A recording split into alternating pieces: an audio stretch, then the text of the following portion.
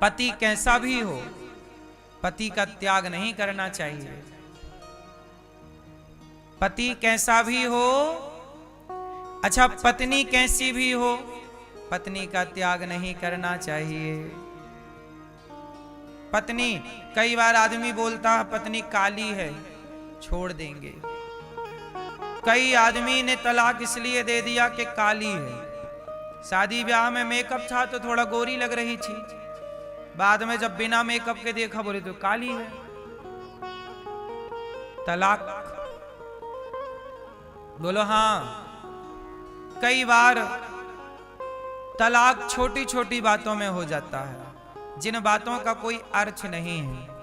इसलिए हमारा धर्म क्या कहता है कि तलाक ही ना हो।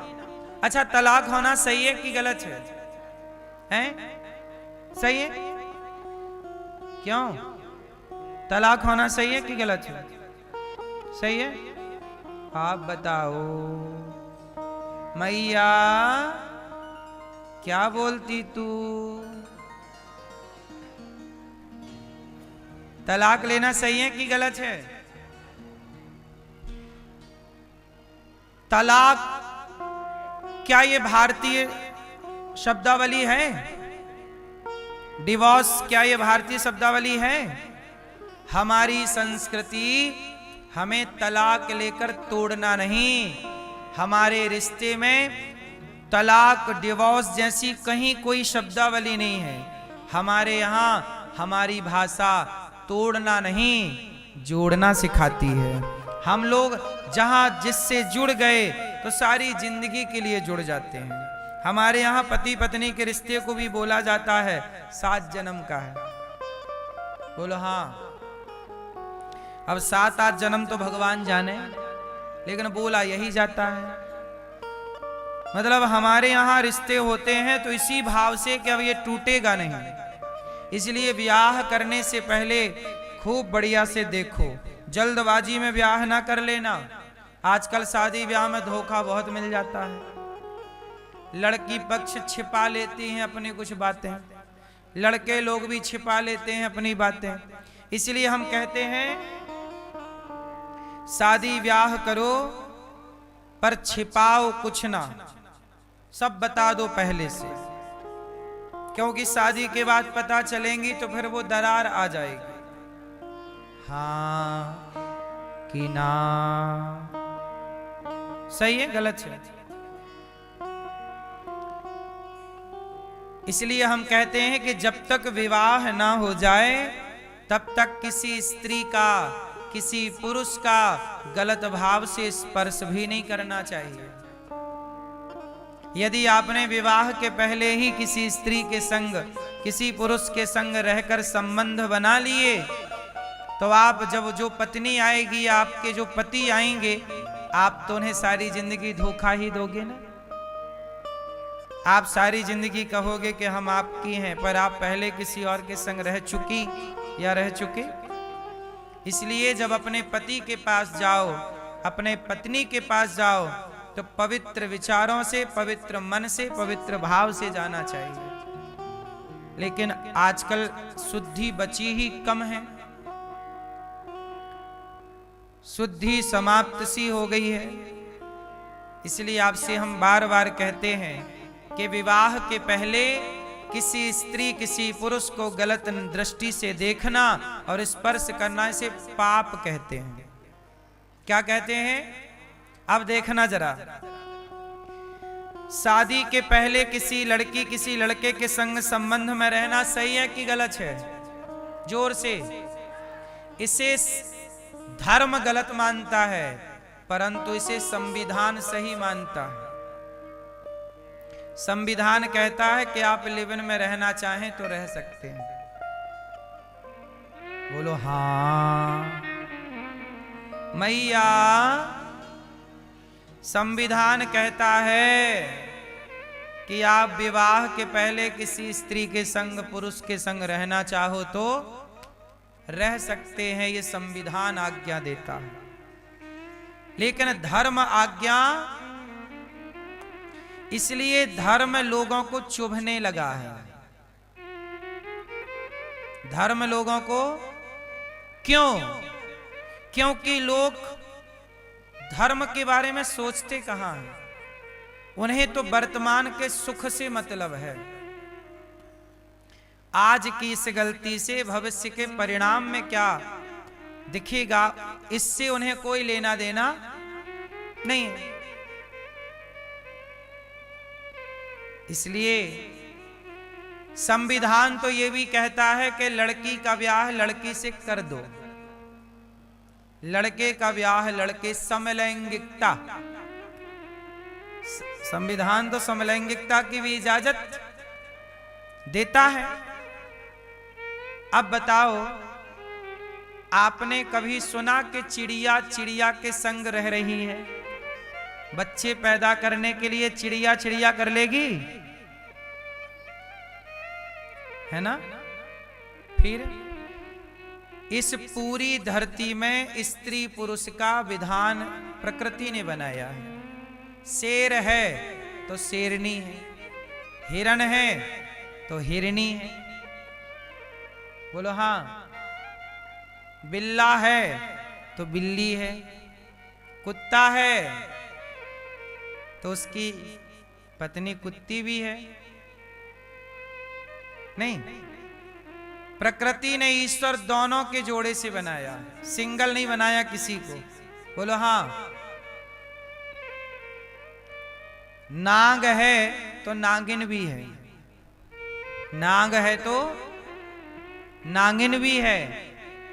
अब सोचो, नाग नागिन के संग रहता है और नाग भी संविधान के चक्कर में पड़ता तो नागिन तो लोप हो जाती, नाग नाग के संग रहता। बोलो हाँ। अच्छा है कि साफ संविधान के चक्कर में पड़ा नहीं, नहीं नाग से नागिन छीन ली जाती। तो कुल मिला के संविधान तो समलैंगिकता की भी इजाजत देता है, पर धर्म इजाजत नहीं देता।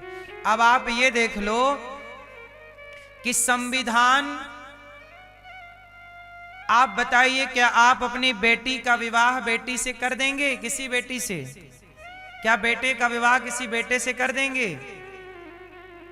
क्या ये सोचना भी सही है?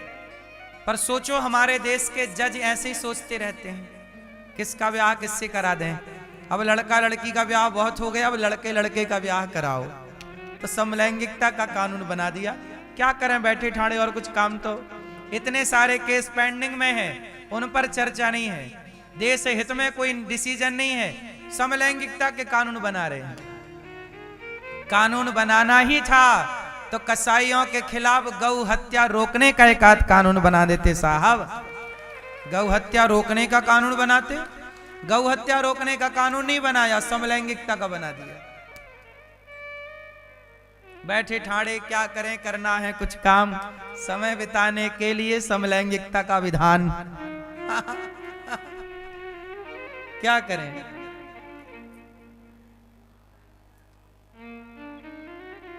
क्यों मैया?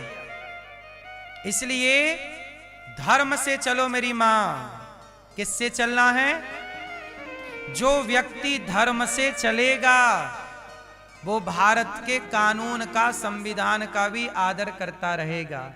अब मैं धर्म से चलता हूं तो धर्म से चलने पर मेरे से कोई अपराध नहीं बनता, कोई क्राइम। मैं कहां किसी का मर्डर कर रहा हूं, कहां किसी की चोरी कर रहा हूं, कहां किसी बहन बेटी को गलत नजर से देख रहा हूं।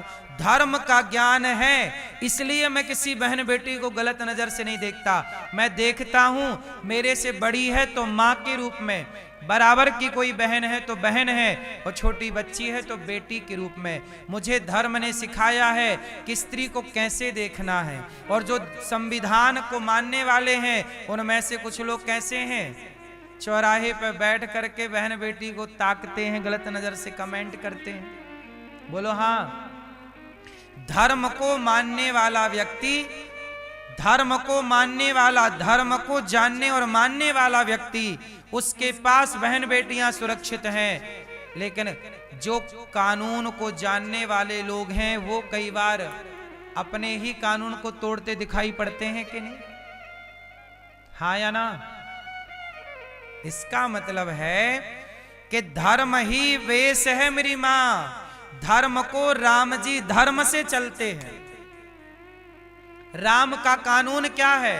धर्म। राम का कानून धर्म है। राम धर्म से चले और रावण अधर्म से चला, मन माना।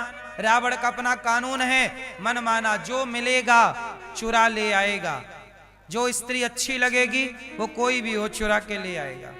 और जब धर्म से आप हट जाते हैं तो आप कितने भी बड़े क्यों ना हो, सर्वनाश के पास आकर खड़े हो जाते हैं। इसलिए मेरी मां, धर्म से चलना चाहिए। सही है गलत है? भारत की मूल जो बात है वो धर्म है। रामो विग्रहवान धर्म, राम ही धर्म है। इसलिए साहब अपने बेटों को धर्म का पाठ पढ़ाइएगा। जो धर्म से चलेगा वो संविधान को फॉलो कर लेगा, और जो संविधान से चलेगा ना वो संविधान को ही फॉलो कर पाएगा ना वो धर्म को ही फॉलो कर पाएगा। बोलो हाँ। जो संविधान की पुस्तक पढ़े हैं ना पूरी, वो पढ़कर भी कई बार अपने पढ़ करके संविधान को तोड़ते हैं। बोलो हाँ। और धर्म पर चलने वाला व्यक्ति अच्छा देखो, संविधान पढ़ने वाले कितने लोग हैं, संविधान जानने वाले कितने लोग हैं, लेकिन आज उनमें से कितने लोग ऐसे हैं, कुछ लोग ऐसे हैं जो भ्रष्टाचार करते हैं भ्रष्टाचार। हमारे भारत में भ्रष्टाचार है या नहीं? एक बात बताओ, ये भ्रष्टाचार कौन लोग कर रहे हैं? जो धर्म को जानते हैं वो, या जो संविधान को जानते हैं वो? भ्रष्टाचारी कौन है? धर्म को जानने वाला कि संविधान को जानने वाला? जोर से। धर्म को जानने वाला 1 रुपए भी बेईमानी का ना लेगा यदि धर्म को ठीक ठीक जानता है तो, और धर्म पर चलता है तो। लेकिन संविधान जानने वाले लोग,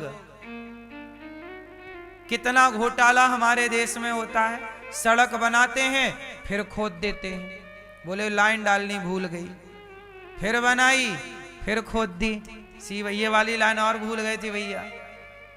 अब बताइए आप में से कितने लोग ऐसे हैं जिनके शहरों में सड़क बनाई गई फिर खोद दी गई? कितने लोग ऐसे हैं? हाथ उठा के बताओ।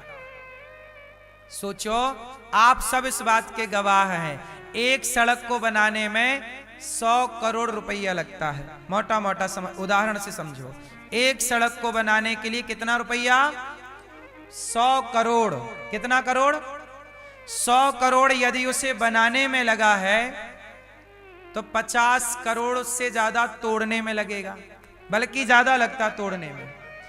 अब बताइए 100 करोड़ बनाने में, फिर 100 करोड़ तोड़ने में, और फिर बनाएंगे तो 100 करोड़ लगेगा। जहां 100 रुपए में काम होना था वहां 300 रुपए का काम हो गया कि नहीं? अब बताओ ये कौन लोग, ये सब संविधान तो जान रहे हैं ना? बोलो।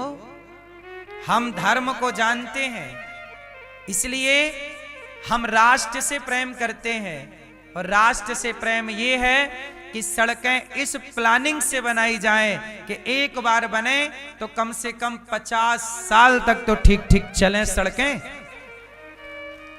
हाँ या ना? क्यों भैया? आप 50 लाख की 20 लाख की गाड़ी खरीदते हो तो 50 लाख की 20 लाख की गाड़ी भी कम से कम 15-20 साल चलती है। ठीक ठीक बोलो हाँ। 15-20 लाख की गाड़ी कितने साल चलती है? 15-20 साल तो खूब दौड़ती है। लेकिन 100 करोड़ की सड़क बनी, अगले साल ही टूट गई। एक बारिश आई, बह गई, सड़क बह गई। अब बताइए, ये संविधान को पढ़े लोग हैं जो भ्रष्टाचार कर रहे हैं। इसलिए कहता हूं अपने बेटे को संविधानिक पद पर बिठाने से पहले धर्म का पाठ जरूर पढ़ाइएगा। यदि राष्ट्र को सही दिशा देनी है तो, और यूं ही चलना है भ्रष्टाचार, सड़क बनाओ बिगाड़ो बनाओ, तो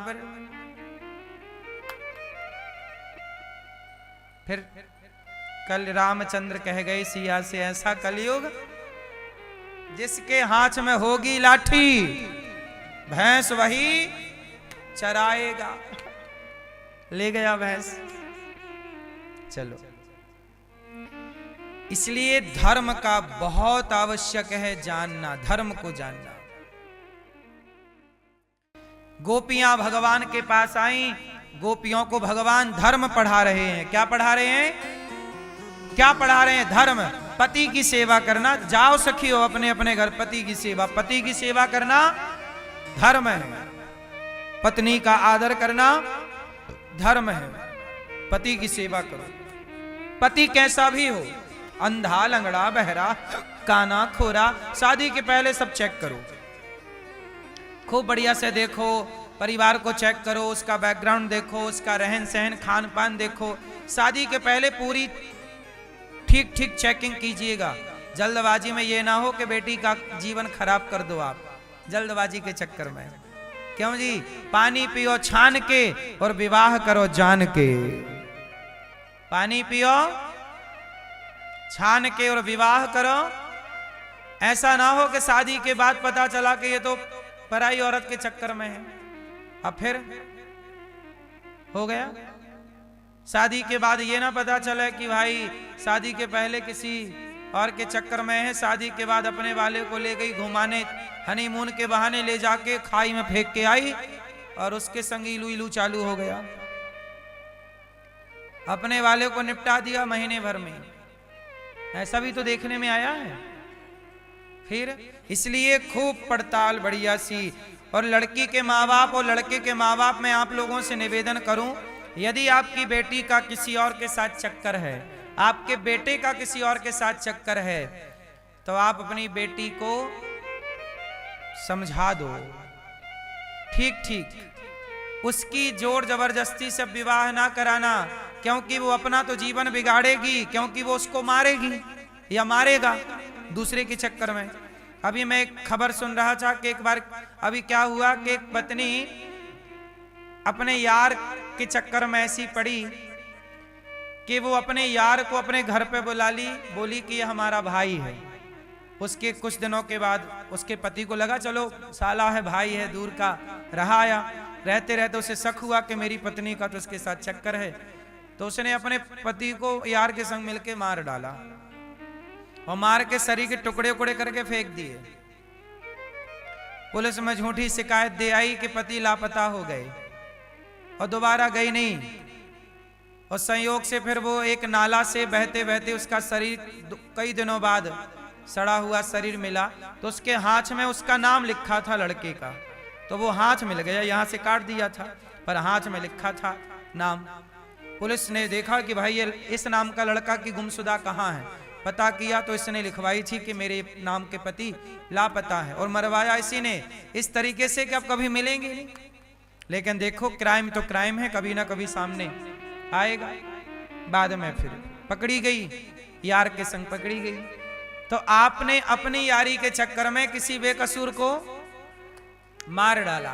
कई बार ये स्थितियां स्त्री के संग भी होती, स्त्रियों को भी मार दिया जाता है, पुरुष किसी और पराई औरत के चक्कर में पड़ के।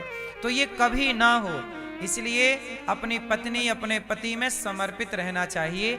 इस तरह के अपराध अब भारत में बढ़ने लग गए हैं, इस तरह के अपराध अब भारत में। और ये अपराध बढ़ते बढ़ते कहीं आपके घर ना पहुंच जाए, कहीं आपके आसपास ना पहुंच जाए, इस बात की चिंता आपको करनी चाहिए। कहीं ये अपराध का शिकार इस प्रकार कहीं ये घटना आपके बेटे के साथ, आपकी बेटी के साथ ना घटे, इसके लिए आपको संस्कार पर जोर, धर्म पर जोर लगाना चाहिए। अच्छा एक बात बताओ,